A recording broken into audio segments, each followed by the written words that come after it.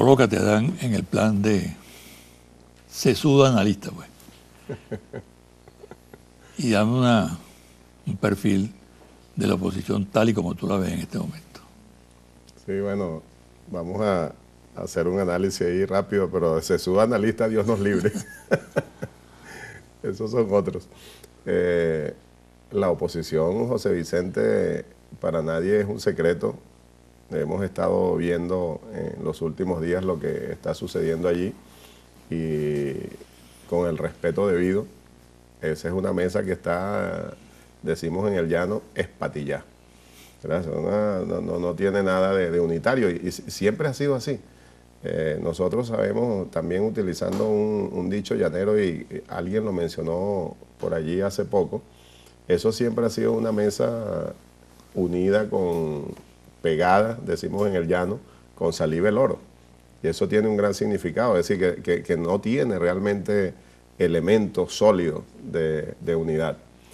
Son coyunturas, circunstancias los que los han mantenido allí, a esos diversos partidos de la derecha, fascistas, y sobre todo cumpliendo directrices del imperio norteamericano, del gobierno norteamericano.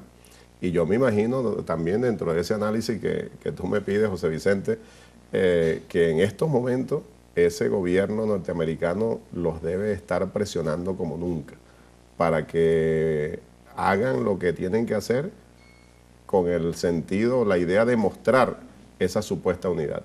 Yo me imagino que los deben estar regañando muchísimo, ¿no? Por el desmembramiento que sufrió la mesa, ¿no? Ahora, Dan, ¿eso te complace, te satisface a ti o te preocupa? Yo diría, José Vicente, que deberíamos preocuparnos, porque recordando a Chávez, el legado de Chávez, y yo siempre he compartido eso también, y yo siento que la mayoría de nuestros líderes y la mayoría del pueblo, nosotros seguimos implorando, que es eso, que es implorando una oposición seria en el país. Ojalá que esta circunstancia que están viviendo ellos a lo interno sirva para eso, porque yo no tengo dudas, en la derecha venezolana existen personas honestas que creen en su modelo capitalista, que yo estoy seguro son sinceras, pues, comenzando con que son sinceras con sus creencias, ¿no? Y que deberían entonces, como son honestas, yo sigo creyendo que hay una parte de ellos que son así, deben apegarse a la Constitución y a las leyes.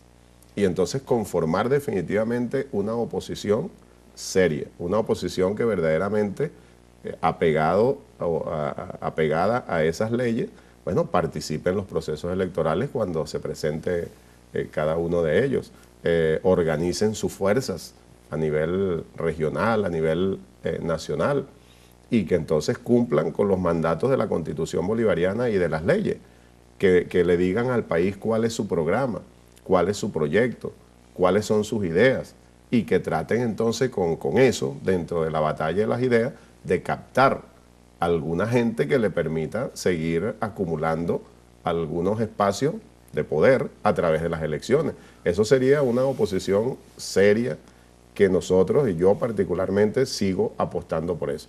Y que los fascistas, los que siguen creyendo en el golpe de Estado, los que siguen creyendo en asesinar dirigentes, incluso en matar al propio presidente Maduro si pudiesen, eso la derecha honesta, la oposición honesta debería terminar en una circunstancia como esta de desecharlos. Ojalá suceda eso. Sería como pedir, José Vicente, que pudiese recomponerse la oposición venezolana en ese sentido, pues hacia la Constitución y las leyes. Ahora, dentro de ese cuadro que tú pintas allí. Disculpa, porque ¿qué es lo preocupante? Que si eso no se da, entonces la oposición va a ser secuestrada, que yo estoy seguro que es una de las intenciones, porque hay gente dentro de ellos mismos que están propiciando esto que está sucediendo, para que entonces la ultraderecha más fascista sea la que tome la dirección de la oposición para seguir enfilando por ese camino que ya decía y que sabemos que es el que ellos quieren propiciar, el del golpe de Estado, el de los asesinatos, el de la violencia. Entonces eso es muy preocupante. Ojalá que no suceda. Te voy a preguntar en ese contexto sobre el caso Aveledo. Aparece como una figura patética, ¿no? En este momento, objeto de muchas especulaciones, interpretaciones, actitudes de renunciados, etc. Me decía una persona que le mete al análisis político a fondo, ¿no? Me decía, mira, es que Aveledo se había hecho la ilusión de que realmente tenía un poder dentro de la MUD, dentro de la Mesa de la Unidad. Pero de golpe se dio cuenta que estaba sentado sobre un nido de serpientes. Y es la razón por la cual él reacciona y renuncia. Lo cual, este analista decía, es lamentable, y en esto coincide con tu análisis, porque Aveledo puede representar, a la luz de lo que está pasando, un factor de equilibrio. De equilibrio que condujera un poco en esa dirección a la oposición. Entonces, esa figura de Aveledo hoy en día vale la pena considerarla y estudiarla, ¿no? Porque yo creo que sí, yo coincido de alguna manera con ese compañero que tú mencionas, que hace el análisis. Compañero secreto. Ajá, sí. Compañero de cómo porque tú intuyes quién es. ¿Cómo que se llamaba aquel que tú mencionabas siempre, que te daba los datos? Sí, Cicerón. Cicerón, un Cicerón, Cicerón 2, Cicerón 3. Yo creo que efectivamente la situación va por allí, porque Aveledo, con todas las diferencias que uno pueda tener con él, efectivamente un hombre de pensamiento de derecha, conservador, etcétera, es, como te decía, desde mi punto de vista, un factor de equilibrio, y lo venía jugando, ¿verdad? Venía jugando ese papel, pues, de factor de equilibrio, desde mi punto de vista, de muy buena manera. Y sufrió las presiones de ese nido de serpientes, y no la soportó. De alguna manera, uno puede pensar que Aveledo tomó una posición también honesta para no prestarse, porque si él no renuncia, lo más probable es que hubiese terminado prestándose a las intenciones de los fascistas. Lo hubiesen arrastrado hacia allá, a seguir entonces propiciando actos de violencia, a seguir asesinando gente, en definitiva tratar de montar un golpe de Estado, de profundizar en ese golpe continuado y de ser posible, como decíamos, y que nosotros debemos seguir denunciando eso con mucha fuerza, aunque estos mismos sectores tratan de descalificarlo. Es así, es parte del plan de la derecha nacional e internacional. Si ellos pudiesen, asesinarían al presidente Maduro. La vanguardia revolucionaria, el pueblo organizado, no ha permitido ni va a permitir eso, porque eso los ha frenado precisamente la voluntad, la fortaleza del pueblo chavista, del pueblo que está dispuesto a defender este proceso. El imperio, que es una realidad, aunque algunos dicen que no. El imperio existe, hay una buena publicidad por allí, un buen video. Bueno, está al acecho. Sí. Al acecho de Venezuela. Nos está cazando. Así es. Eso es indudable. Y está montando provocaciones. Una de ellas, creo yo, fue la detención del general Carvajal. Y está montando otras, como lo está haciendo en buena parte del mundo. ¿Tú crees que hay capacidad suficiente ya, comprensión suficiente de los riesgos por los cuales atraviesa el país? Del pueblo en general, dices tú. Sí. Del gobierno en primer término. Del gobierno, sí. ¿no? Y luego del pueblo chavista y del pueblo no chavista, porque este es un problema de la nación. De todos, exacto. ¿No? Yo creo que sí, y precisamente lo hemos estado demostrando. Toda la acción diplomática, sin violentar ninguna norma, que ejerció el gobierno constitucional venezolano dirigido por Maduro, y con las acciones directas, concretas de nuestro canciller Elías Agua, precisamente para lograr rápidamente la libertad de Carvajal, son muestras de eso en lo que yo creo. Nuestro gobierno se ha ido consolidando. Por supuesto, pasamos por unos meses muy difíciles en ese tema y en otros, por la desaparición física de Chávez, eso nadie lo puede negar. Y en nuestro país, y sobre todo el pueblo chavista, también sabemos que entró en una especie de luto generalizado, de depresión generalizada, y eso se reflejó en esos primeros meses del gobierno, por supuesto. Pero lo que se siente ahora es un gobierno fortalecido, el liderazgo del presidente Maduro y ahora presidente del Partido Socialista Unido de Venezuela, también fortalecido, con una gran entereza, pero asumiendo lo que tiene que cabalgando asumir. una crisis muy grave que la gente reclama que se resuelva pronto, porque hay expectativas muy serias en ese sentido.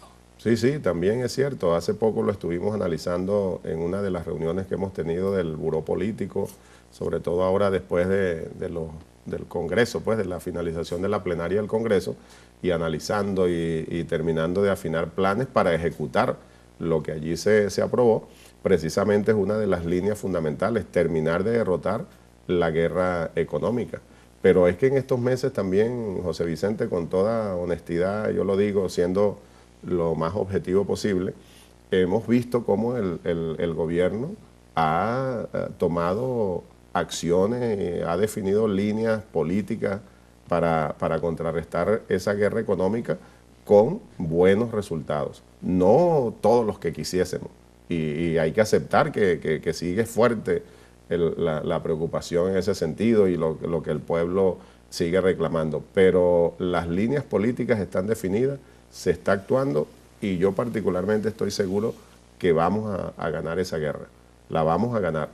Y ahora con mucha fuerza, precisamente una de las decisiones del Congreso del partido, involucrar de manera más directa a la base, comenzando por las llamadas VC, por nuestras unidades de base Bolívar Chávez, pero también de allí hacia todo lo que es la base de los partidos de la alianza, de los frentes sociales, de los consejos comunales, es decir, el pueblo, nosotros mismos propiciar una mayor participación, para que entonces desde abajo, ejecutando las líneas políticas del gobierno y líneas políticas, propuestas, acciones que van surgiendo también de ahí, de la propia base, logremos, como yo estoy seguro que lo vamos a hacer, derrotar definitivamente esa guerra económica. Mira. Y dentro de ello, disculpa, yo sí siento, para volver a la pregunta inicial, que el gobierno y de la misma manera el pueblo chavista y más allá del pueblo chavista, cada día con mayor fuerza asume y tiene claro lo que significa ese embate, esa pretensión del gobierno norteamericano de acabar con esta revolución, que en definitiva sería prácticamente acabar con las esperanzas de un pueblo, esas esperanzas que sembró Chávez y que sigue sembrando Chávez. El pueblo en su inmensa mayoría está claro en eso y está dispuesto a asumir lo que tenga que asumir para defender su gobierno, para defender su revolución, para defender los grandes logros de esta revolución, que nadie los puede negar, y la gran mayoría del pueblo lo sabe, lo siente, porque todos los días, necesite lo que necesite, pues entonces ese pueblo obtiene esos beneficios en los centros de diagnóstico integral, en las escuelas bolivarianas, en los liceos bolivarianos, en las universidades bolivarianas, con la misión Cultura Corazón Adentro. O sea, la gente todos los días, en cualquier parte del país, recibe esos grandes beneficios de la revolución. Hace poco lo hemos resumido, lo recordaba el presidente Maduro recientemente. Aquí, en estos años de revolución, la distribución lo más equitativa posible de las riquezas que vienen, sobre todo de la industria petrolera, como nunca. De tal manera que en todos esos planes sociales hemos invertido en 15 años alrededor de 600.000 millones de dólares en esos programas sociales que son beneficio para el pueblo. El pueblo lo sabe. La gran mayoría sabe que si la derecha nacional e internacional lograra sus pretensiones, se acabarían todos esos beneficios. Adán, los llaneros tienen fama de intuir las cosas, ¿no? Una especie de magia que los acompaña, ¿no? En el caso de que ese llanero sea además un chavista, eso se refuerza. Rápidamente, para concluir la entrevista, ¿qué futuro ves tú? ¿Estabilidad, inestabilidad, consolidación del proceso? Sí, yo lo decía, de repente terminaba con algo similar el discurso del Congreso, que asumiendo lo que es el legado de Chávez, terminando de consolidar la unidad de la fuerza revolucionaria, fortaleciendo la conciencia del deber social en el colectivo, mucha pasión patria, mucha pasión por lo que estamos haciendo, mucho análisis, y seguir entonces estudiando, analizando y encarnando el espíritu de Chávez en el pueblo, que es un reto que tenemos, pero yo estoy seguro porque lo hemos venido haciendo, no estamos partiendo de cero. Y entonces uno siente, y dentro de eso que tú dices de los llaneros que huelen las cosas, pero además es lo que tú palpas en el pueblo, lo que palpas en cualquier sitio que visitas, donde vas a inaugurar una obra, a supervisar obras, a visitar una base de misiones, etcétera. Lo que se siente es el pueblo cada día más fortalecido, pero consciente que hay que seguir resolviendo cosas que no tienen que ver solo con la gestión de gobierno, de terminar de construir una base de misiones, de terminar de construir una escuela, que hay que reparar un liceo. Más allá de eso, que tiene que ver entonces con la conciencia, con la unidad de la vanguardia revolucionaria, el pueblo lo sabe. Y yo estoy seguro que, como lo venimos realizando, y vamos a acelerar, tenemos toda la voluntad política para acelerar en todas esas áreas, lo vamos a lograr. Entonces, con ese pueblo unido, consciente, dispuesto a lo que sea por defender su revolución, nosotros vamos a seguir teniendo, y cada día que pase con mayor fuerza, estabilidad. Este es un gobierno que se estabiliza y que no lo va a tumbar nadie. Bueno, muchas gracias y mucha suerte. Gracias a ti. Bueno, gracias. Una pausa y al regresar los confidenciales.